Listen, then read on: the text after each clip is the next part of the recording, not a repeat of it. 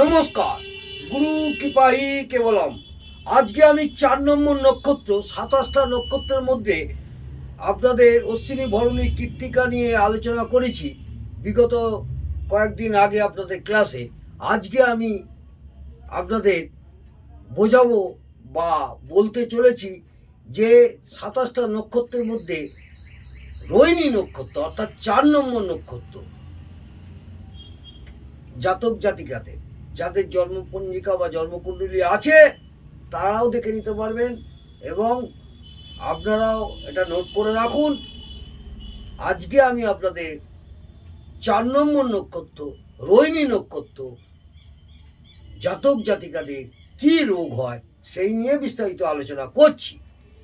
4 নম্বর নক্ষত্রের অধিপতি গ্রহ হচ্ছে চন্দ্র। চন্দ্রকে আমাদের মা, আর রবি হচ্ছে পিতা। আমি এর আগের ক্লাসে আপনাদের বলেছি। আজ আমি 4 নম্বর নক্ষত্র রোহিণী নক্ষত্রে জাতক জাতিকাদের কি রোগ হয় সেই নিয়ে বিস্তারিত আলোচনা করছি।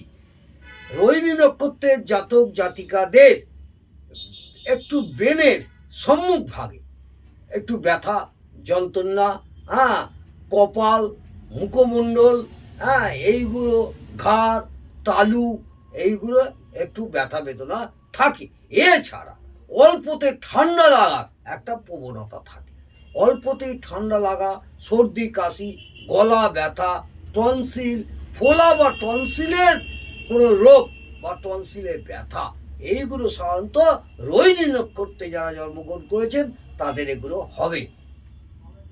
আপনারা এগুলো ভালো করে নোট করে নিন। মহিলাদের অনিয়মিত ঋতুস্রাব, চন্দ্র যদি এই রোহিণী নক্ষত্র, চন্দ্রের নক্ষত্র, এই নক্ষত্রে জন্মগ্রহণ যারা করেছেন মহিলাদের ক্ষেত্রে বলবো অনিয়মিত ঋতুস্রাব এটা হবেই হবে। গলায় গ্ল্যান্ডের সমস্যা, বিভিন্ন রকম গ্ল্যান্ডের সমস্যা এবং গলার একটা সমস্যা এদের থাকে, ফ্যারেঞ্জাইটিস, এবং ঘাড়ে স্পন্ডালাইস। এই রোহিণী নক্ষত্রে জন্মানোর ফলে প্রত্যেকেরই হবে তা নয়, বেশিরভাগ ক্ষেত্রে দেখবেন।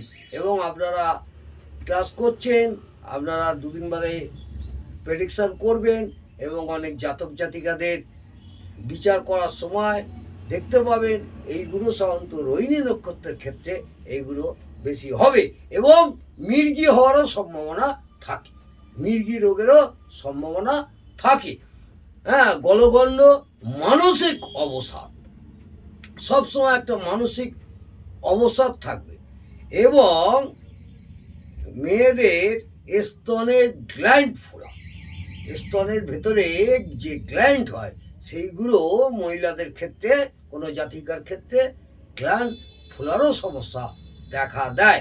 এই অসুখগুলো যারা রোহিণী নক্ষত্রে জন্মগ্রহণ করবে তাদের এইগুলো হওয়ার সম্ভাবনা প্রচণ্ডভাবে থাকে। আজকে এই পর্যন্ত।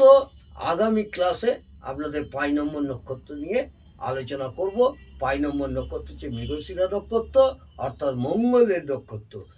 আজকে এইটুকুনি আপনাদের বললাম, আপনারা নোট করে রাখুন এবং যারা আমার ভিডিওটা দেখছেন তাদেরও জানা হয়ে থাকবে।